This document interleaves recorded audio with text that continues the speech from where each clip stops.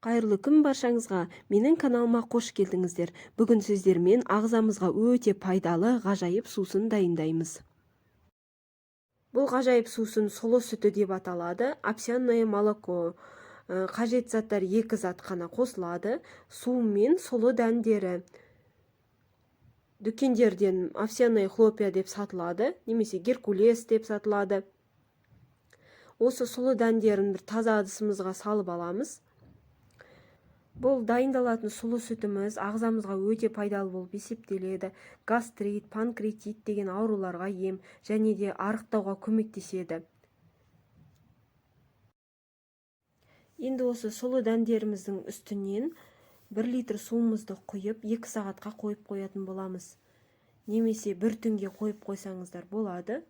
Егер түнге қоятын болсаңыздар, тоңазытқышқа қойғандарыңыз дұрыс болады.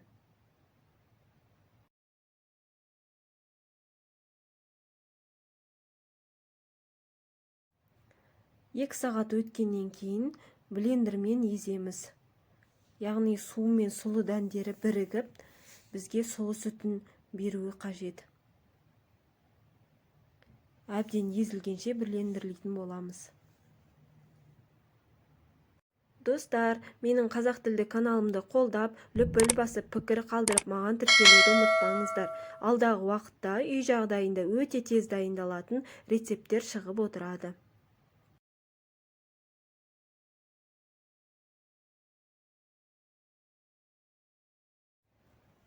Енді сүтімізді сүзіп алатын боламыз. Оған бізге керек осындай дұршылак немесе сита алып, үстіне марлы төсейміз де сүтімізді сүземіз.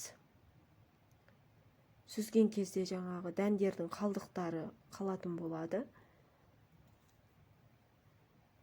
Яғни біз таза сұлы сүтін алатын боламыз. Мінекей сүзіп алдық, осындай қалдықтар қалады. Осы қалған қалдығын кез келген выпечка пісірген кезде қосып жіберуге болады. Мінекей біздің ағзамызға өте пайдалы сұлы сүтіміз дайын болды. Қараңыздаршы, әппақ өте әдемі болып шықты. Кәдімгі сүттен ешқандай айырмашылығы жоқ. Тек қана дәмінде өзгешелік болуы мүмкін. Егер сіздерге дәмі ұнамаса, бал қосып ішсеңіздер болады. Егер сіздердің сұлы сүтін дайындауға уақыттарыңыз болмаса, кез келген аптекада сұлы сүті деп аталатын порошогы сатылады. Соны қолдансаңыздар болады. Достар, осындай пайдалы сұлы сүтін күнделікті өмірімізде пайдалануға кеңес беремін.